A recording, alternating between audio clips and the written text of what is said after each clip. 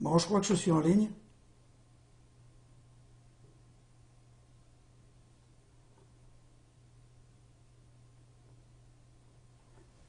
C'est bon?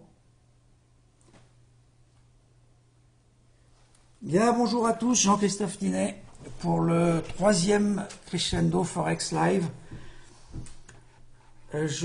J'affiche actuellement l'avertissement sur les risques liés au trading. Je vous laisse en prendre connaissance. J'ai quelques petites choses à vous dire dans un premier temps, puis ensuite on passera très rapidement à l'analyse des marchés et au trade en cours.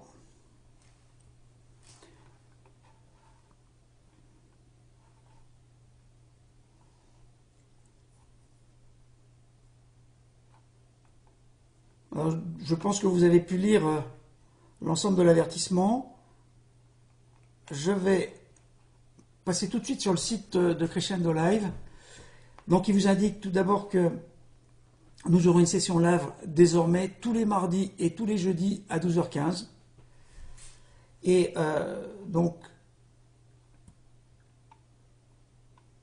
sous cette information, vous avez en général le dernier live publié, ce qui vous permet de le consulter en replay si vous n'avez pas pu y assister.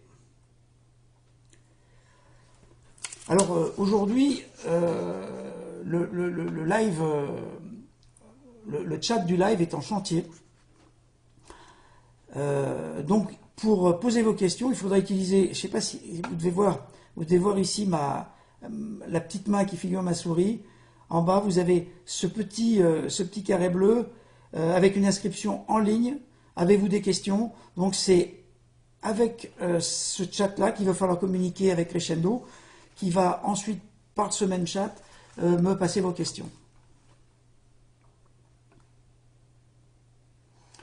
Alors, autre chose, moi je vous conseille vivement, si vous n'en avez pas l'habitude, d'aller consulter très régulièrement, vous voyez ici les onglets, la rubrique Analyse Forex 24/24, donc qui est le file d'échange et de partage permanent entre donc l'ensemble des abonnés au Crescendo Live et moi-même et d'autres. Hein, c'est un outil de partage des échanges entre tous les lecteurs de ce qu'on peut considérer comme étant un forum, mais à une seule faille. Donc les derniers articles figurent ici. Vous avez un dernier article paru de ce week-end sur lequel je vais cliquer. Et vous pouvez lire l'article de la semaine, avec donc ici les conditions d'abonnement et live qui ont été maintenant publiées, en sachant que l'abonnement payant hors FXM sera probablement activé dans le milieu de la semaine prochaine ou en début de semaine prochaine. Alors pour toute question, tout problème, toute difficulté que vous pourriez avoir, n'hésitez pas à m'appeler. Moi je fais en sorte que tous les gens qui étaient sur Future Trading puissent accéder à cette offre-là. Donc n'hésitez pas à m'appeler, à m'écrire sur jc.ninet, je le mets là, devant ma souris, jc.ninet@crescendo-live.com. Vous pouvez également joindre Nabil à info@crescendolive.com. Hein, nous sommes disponibles pour vous à tout moment sur ces mails. Bon, on va passer rapidement au trading. Je vous montre la page de Forex Factory, qui est un site que vous devez connaître, qui publie en temps et heure toutes les statistiques qui sont relatives au Forex. Vous pouvez noter que cette semaine, nous avons des événements très importants. Alors aujourd'hui, à 14h30, pensez à être devant vos PC, parce que nous aurons les biens durables, les commandes de biens durables, qui est une statistique américaine qui est très suivie, très importante, susceptible de faire bouger le taux de change. Vous avez bien sûr demain mercredi le FOMC à 8 heures de l'après-midi, du soir, heure locale chez nous. Donc avec les taux d'emprunt de la Banque centrale américaine et surtout le discours de Janet Yellen qui va s'exprimer sur les fondamentaux économiques américains et sur les perspectives d'évolution des taux aux États-Unis. Dans la foulée, à 7 heures du matin, donc le jeudi, c'est-à-dire peu de temps après, on aura le rapport de la Banque centrale japonaise avec les mêmes éléments sur les fondamentaux et sur les statements de police monétaire.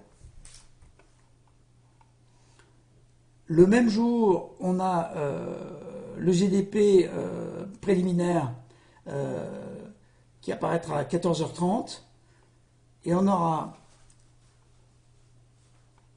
par ailleurs comme statistique intéressante plus importante, donc je crois que j'ai cité les plus importantes là, hein, avec ici une statistique sur l'emploi, qui sont les demandes d'allocation chômage américaine. Donc on va passer tout de suite à l'étude des marchés. Je vais tout de suite aborder le problème du dollar. Le dollar, on va se positionner en mensuel et essayer de comprendre ce que fait le dollar. Alors, le dollar touche actuellement un support, aborde un support qui est important. Vous voyez que systématiquement les prix ont été repoussés à partir de ce support. On peut le situer autour de 11 800 à peu près. Et le dollar a rebondi sur ce support. Il a bien sûr en consolidation pas mal de chemin à courir, ou même en réversal. On se pose, et beaucoup de traders se posent beaucoup de questions sur le dollar actuellement, parce que vous savez que la Chine est en train d'émettre un yuan qui ne serait pas convertible en dollars mais en or. L'impression qu'on a aujourd'hui, c'est que la Chine veut tuer le dollar comme monnaie de réserve. Bien évidemment, ce ne serait pas très favorable à la valorisation de la monnaie américaine. Et c'est quelque chose qu'il faut vraiment avoir à l'esprit aujourd'hui. Par ailleurs, on a toujours des doutes sur la bonne santé de l'économie américaine. Est-ce qu'elle va atterrir en douceur? Est-ce qu'elle va rentrer en récession? Ou est-ce qu'au contraire, elle va accélérer à nouveau deuxième semestre? Rien n'est tranché. Donc beaucoup d'incertitudes sur les marchés, donc beaucoup de difficultés pour les trend followers que nous sommes à prendre une direction. Je vais descendre. Alors, on était en mensuel, vous l'avez bien compris. Je vais passer en hebdomadaire. En hebdomadaire, on observe quoi? On observe que le Kumo a été franchi, que cette ligne, on revient toujours sur les mêmes choses, a été franchie à la baisse, et on a progressé à la baisse depuis ce franchissement-là. Pour l'instant, nous sommes baissiers. Je vais ouvrir un peu. En base journalière, là, il s'est passé des choses. Il s'est passé des choses cette semaine. On suivait cette droite-là. Et on avait ici un plus bas qui a donné l'impression qu'on abordait un biseau sur le dollar US Index. On a d'ailleurs franchi ici, si vous suivez ma souris, là, que j'ai agrandi, j'espère que vous la voyez, on a franchi ici l'oblique qui coiffait les prix, et on est monté au-dessus pour redescendre ensuite en pullback. À signaler un élément très important,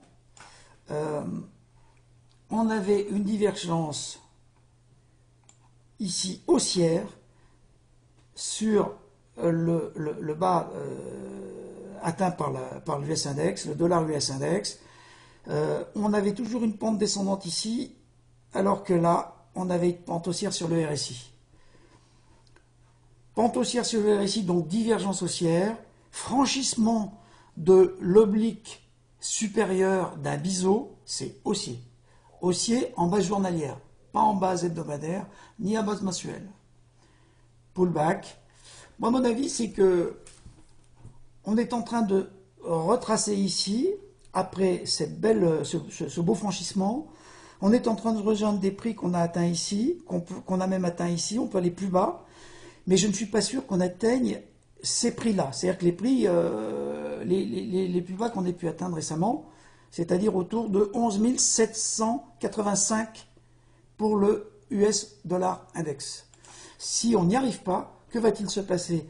On va bloquer ici, retracer à la hausse, atteindre ici une ligne de coup, et on sera dans une configuration d'épaule tête-épaule inversée, potentielle tant qu'on n'a pas franchi. Hein, je vous répète toujours, mais les figures n'ont aucune valeur s'il n'y a pas eu de franchissement de lignes de coups, de lignes, des lignes qui les caractérisent. Donc on est encore une fois dans une certaine incertitude, dans l'attente. Alors, après avoir parlé du US dollar qui guide toute une grosse partie, la plus grosse partie des tendances du Forex, je vous dis où en est le compte, parce qu'on va aussi parler des trades que je suis en train d'effectuer. L'idée de ce live étant toujours de vous mettre dans la réflexion d'un trader gagnant. On va d'ailleurs aller un peu plus loin dans cette réflexion-là. Le compte donc est à 87 731 euros de capital. Je vous rappelle qu'on est parti de 100 000. Et on est à moins 234 euros de flottant sur une position que j'ai prise ce matin. On va aborder d'ailleurs tout de suite cette position qui est ici. Alors là, on est en mensuel sur l'euro. Bon, vous connaissez ce graphe par cœur. Vous savez qu'on est en range ici en mensuel. En hebdomadaire, on est toujours en range. On n'a pas franchi ici cette ligne de résistance très forte des 1,14, 1,14,50. On a baissé, ce sont des trades que je vous ai décrits, que j'ai fait la semaine dernière. Et mon impression, c'est qu'après avoir franchi la ligne précédente, on va se mettre ici, zut, pardon, voilà, c'est qu'après avoir franchi cette ligne-là, voilà, le dollar est devenu baissier. Il baisse, l'euro dollar est devenu baissier. Il baisse à partir d'une ligne qui a coiffé les prix ici, qui est une oblique, et on est en train de retracer sur la dernière baisse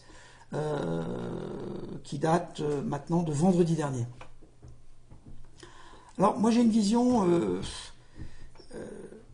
j'essaye toujours de qualifier les bougies. C'est-à-dire que cette bougie-là, c'est une bougie qu'embarque le marché, qui est une bougie de professionnel. Je ne sais pas si vous voyez ma souris, hein, mais là, vous avez les large traders, vous avez peut-être des retail, mais vous avez essentiellement des professionnels qui ont voulu faire monter la paire euro-USD jusqu'à sa résistance, et ensuite ils se sont mis en range et en attente pour décider ensuite de le faire baisser.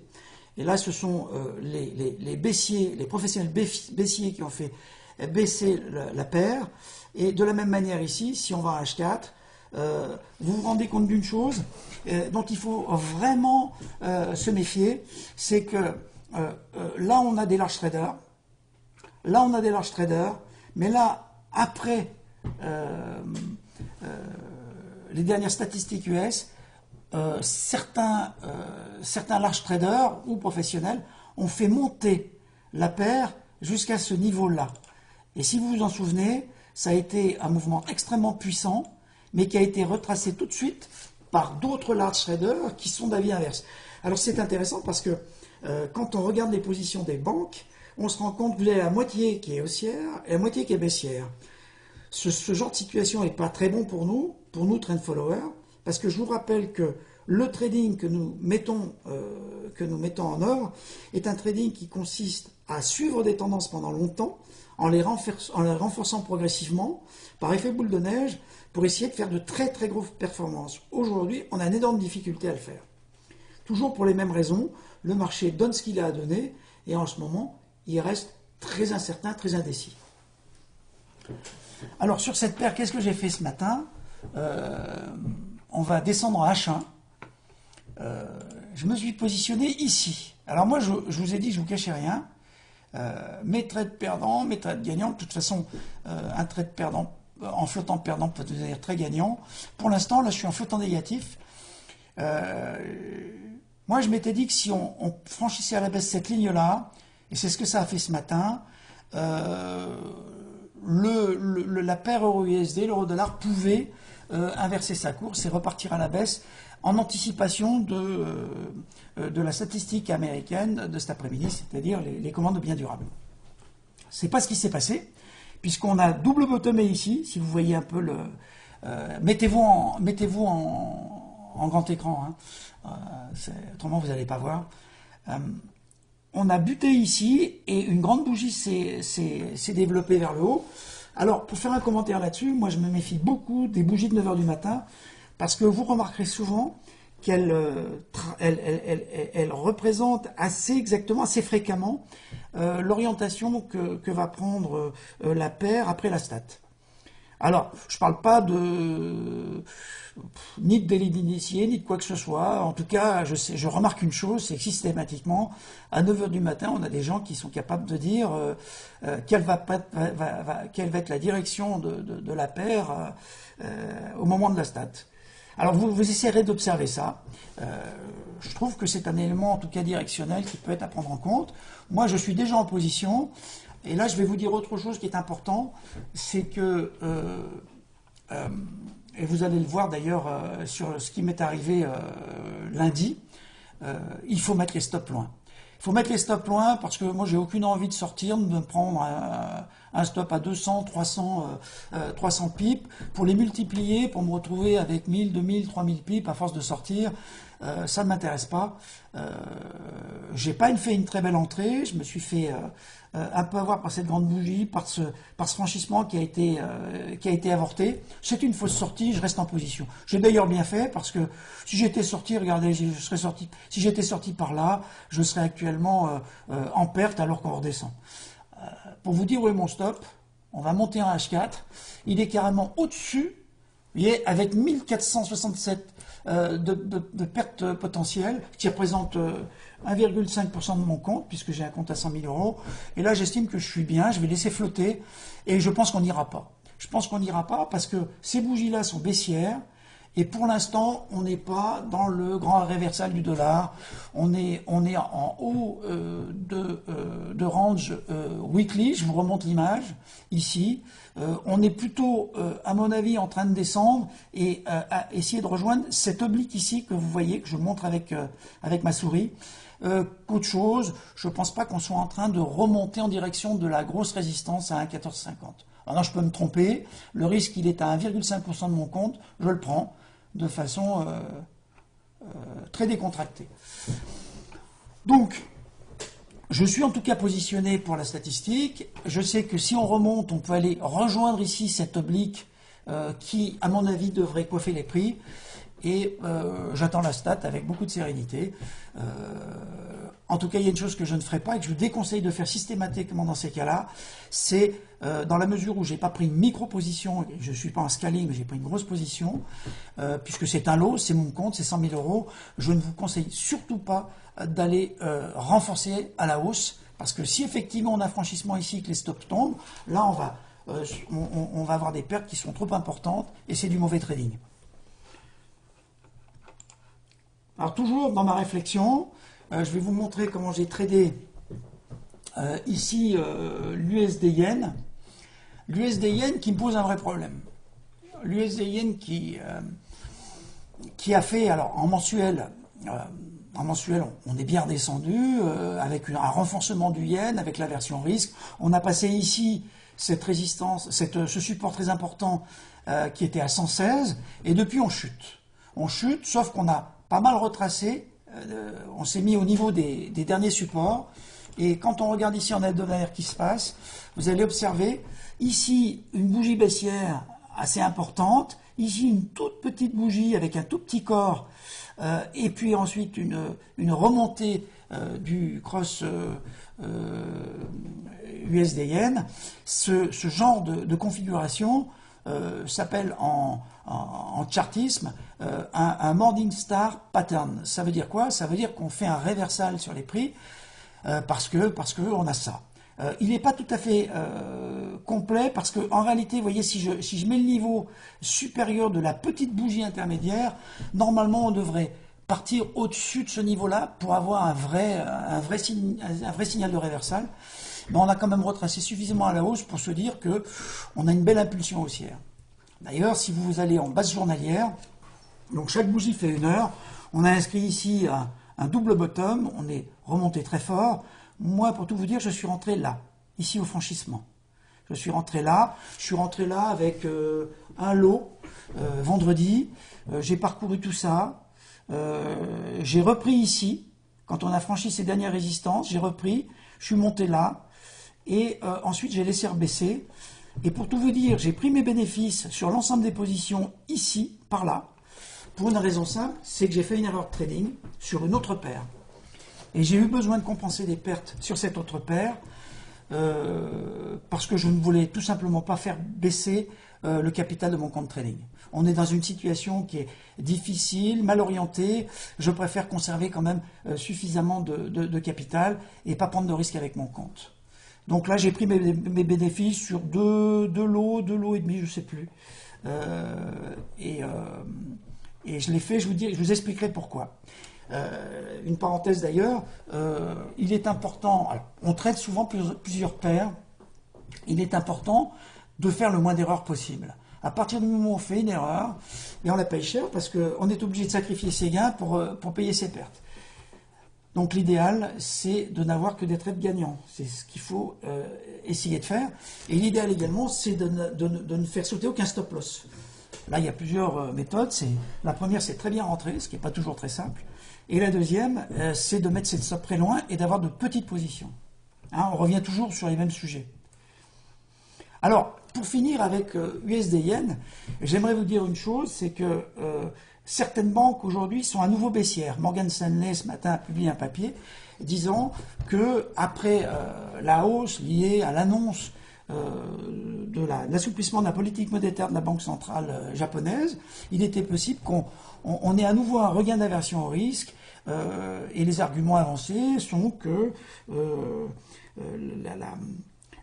la Banque centrale japonaise possède bientôt 2% de la, je ne sais pas tout à fait, je crois que c'est 1,6% de la capitalisation boursière du Nikkei, et que c'était une situation qui commençait à devenir préoccupante. Donc voilà, il y a toujours ce même, quelles qu'en soient les raisons, hein, il y a toujours cette espèce de partage d'opinion au sein des grosses banques et donc des large traders qui fait qu'on a des difficultés à suivre une tendance de façon sereine.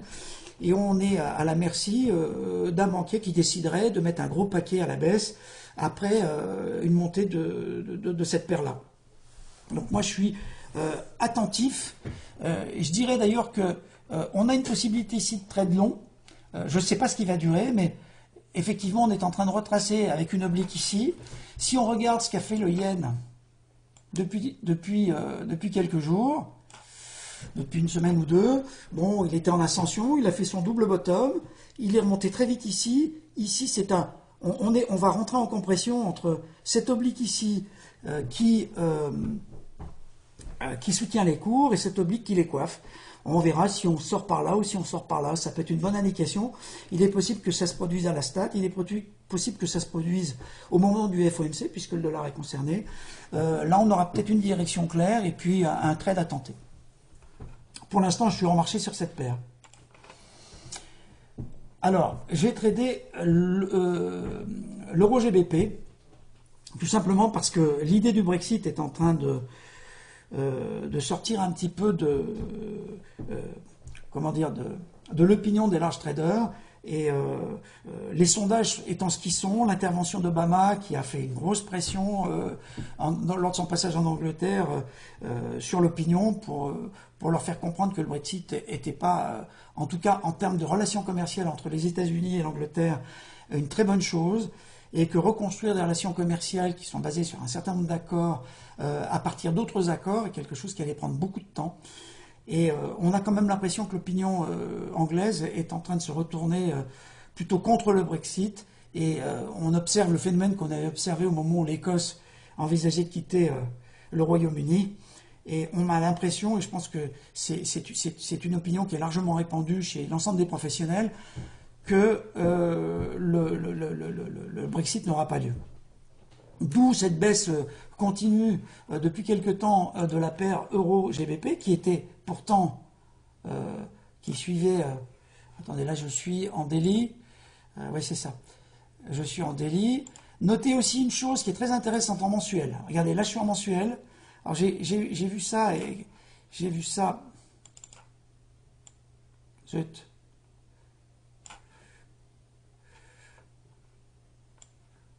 On peut se positionner comme ça. Voilà.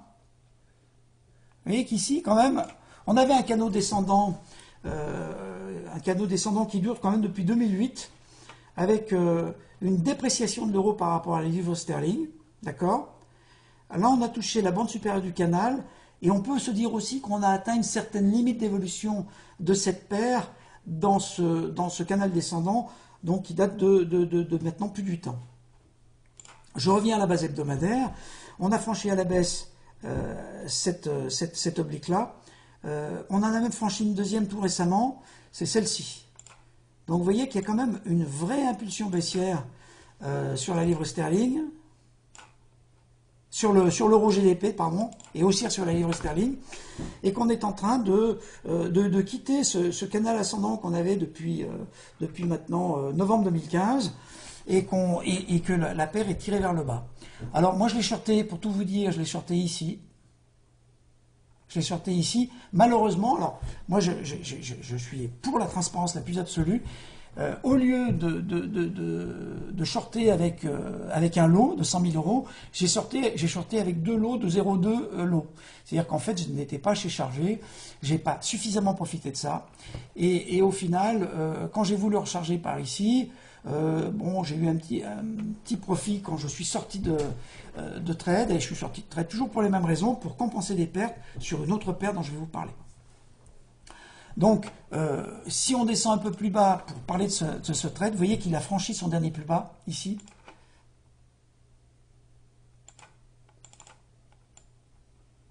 Voilà. Il a franchi son dernier plus bas, et il est possible que la paire continue son mouvement baissier sans même trop consolider, parce que quand on regarde ce qui se passe ici, on avait cette ligne de pente, là on a une ligne de pente qui est beaucoup plus affirmée, et maintenant, si on ne retrace pas du tout, on va plonger encore plus profondément vers le sud, avec un objectif qui pourrait être par exemple celui-là. Hein, si on, excusez-moi, voilà, à 0,7650. Donc ça donne un potentiel de baisse qui est pas négligeable.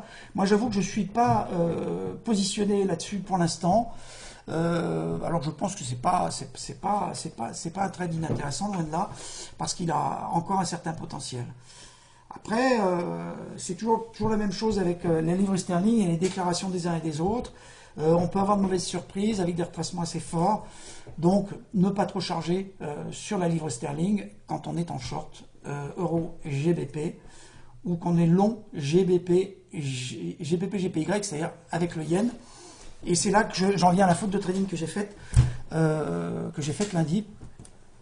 En fait, je me suis rendu compte que j'avais tradé à la hausse USD yen, que j'avais tradé à la baisse euro GBP, et je me suis dit, mais tu aurais dû bien sûr trader GBP yen en décuplant finalement, pas en décuplant, mais en multipliant par 2 le mouvement, ce qui est le cas d'ailleurs, parce que quand vous regardez le parcours fait par GBP yen, on est monté de 977 pips. Alors ça, c'était vraiment la paire à trader. Moi, je ne l'ai pas fait. Je ne sais pas si certains l'ont fait. Je sais qu'on a un de nos abonnés qui a tradé celle-ci. Alors, je ne sais pas où il l'a pris, mais bravo à lui. Il est parti probablement de par là, et il a pris 400 pips. Donc, c'est un joli trade avec la livre sterling contre le dollar néo-zélandais, qui effectivement est faible en ce moment, et donc qui était un antagoniste intéressant en termes de perte de devise. Je reviens à GBP Yen. Alors GBP Yen, moi ce que j'ai fait, c'est que je l'ai pris par là. Je l'ai pris par là parce que je me suis dit que cette paire avait un gros potentiel, alors que quand on regarde, elle est sous résistance, ici, donc ce n'était pas le moment. Elle a tendance, comme toutes les paires, à retracer, donc elle a retracé. C'est pas d'ailleurs vraiment là que j'ai fait une faute de trading, j'ai fait une faute de trading ici. J'ai fait une faute de trading parce que je l'ai pris par là, je pense. Je revois sur mes stats. Et j'ai mis un stop. Et j'ai mis un stop ici. J'ai mis un stop ici parce que on est remonté, on est reparti à la hausse, je ne sais pas ce qui s'est passé. En tout cas, à un moment, ça a été retracé, mon stop a été touché et j'ai perdu 1500 euros. Ou 1000 euros. 1000 euros. D'abord parce que j'avais trop chargé. Donc, trop chargé, sous une résistance importante et un stop trop court. Tout ça pour vous dire que même quand on est trader gagnant, on fait des bêtises. Et là, j'estime que j'en ai fait une. Après, mon stop a sauté, je suis plus rentré, c'est reparti à la hausse, terminé. J'ai compensé cette perte par des prises de bénéfices en me disant qu'on était quand même sur des résistances relativement importantes. Et du coup, je fais une progression du compte de 700 euros maximum, un peu plus. Et donc, c'était pas une bonne idée. Attention, quand on joue des paires multiples, soit on se concentre sur deux paires, soit on joue des paires multiples, mais on n'a pas droit à l'erreur, parce qu'après, il faut compenser, et c'est pas bon. Alors, un petit mot sur GBP-USD. GBP-USD, c'est pas la paire à jouer pour moi, parce que, quitte à jouer la hausse de la livre sterling, autant la jouer contre des paires plus faibles. Pour l'instant, on peut estimer que le dollar est plutôt en train de se renforcer, malgré tout ce qu'on a pu dire sur la Chine tout à l'heure. Et je ne pense pas d'ailleurs que ce mouvement soit durable. Ce qu'on sait malgré tout, c'est que la Fed va finir quand même par monter ses taux à un moment ou à un autre, alors qu'on sait que le Japon n'y arrivera pas, en tout cas pas de sitôt, et que l'Europe non plus. C'est d'ailleurs ce qui fait dire à tous ces banquiers très baissiers sur l'euro-dollar que ça ne peut pas durer et qu'on risque de retourner au moins vers 1,05. Bon, jouer GBP contre USD, c'est pas la meilleure idée. On voit d'ailleurs qu'on est en une sorte de range un peu particulier. On est remonté ici sur une ligne de coup, qui est une ligne de résistance très forte. Je ne suis pas sûr qu'on la franchisse. On a franchi celle-là, c'est la ligne intermédiaire, mais là c'est gros. Et franchement, je ne vois pas l'intérêt d'aller jouer la livre sterling contre le dollar, comme je l'ai dit tout à l'heure. Une dernière curiosité, alors c'est une paire qui n'est pas non plus une paire en dollars, c'est AUD-NZD. Moi, je le surveille depuis un moment. Je sais qu'un de nos lecteurs la joue, probablement parti à partir d'ici. Donc, c'était un vrai choix au franchissement. C'était une bonne idée pour arriver ici. Et là, à mon avis, il attend. Il est clair que si on inscrit deux bougies au-dessus de cette résistance-là, celle-là, hein, vous voyez qu'il n'y a jamais eu de bougie au-dessus, en base hebdomadaire, il y aura 2 semaines haussières au-dessus de cette résistance-là, on peut voir arriver une résistance haussière avec une véritable dépréciation, un mouvement haussier, pardon, avec une véritable dépréciation du dollar néo-zélandais par rapport au dollar australien. On n'en est pas là, mais je vous la signale au passage parce que c'est un trade potentiel intéressant. Voilà, donc moi je vais revenir... alors attendez, on va faire comme ça. Je vais faire ça ici. Je vais revenir. Je vous demande une petite seconde. Je vais revenir aux questions et je vais les récupérer comme ça. Alors,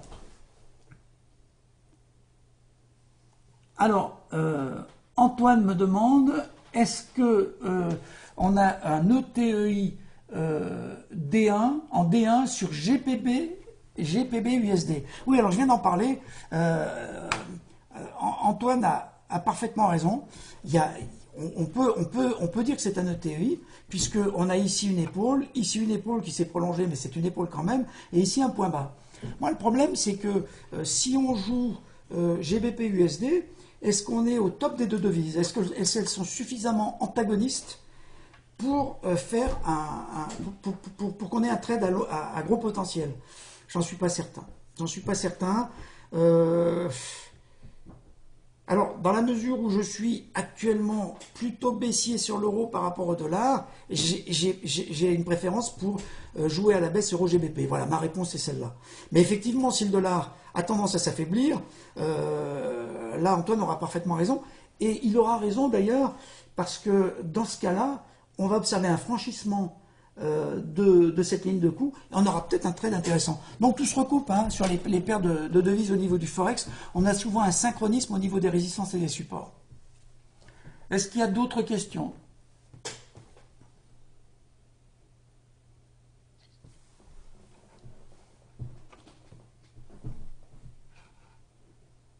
Non, a priori, donc je pense on a à peu près, on a à peu près tout vu. Moi, il me reste à vous remercier. Et puis, on fera un autre live, probablement, même certainement, jeudi à midi et quart. Hein, donc, on aura quelques commentaires à faire sur ce qui se sera passé, bien sûr, au niveau de la BOJ et du FOMC. Et on essaiera de faire le point et de voir comment on s'oriente après ça. Je vous rappelle que tout ce qui peut être signaux de trading, tout ce qui est de commentaires live sur ces différentes conférences se fera sur l'analyse Forex 24/24. Je serai présent et je donnerai mon avis en commentaire en permanence. Merci à vous, passez une bonne journée, à bientôt.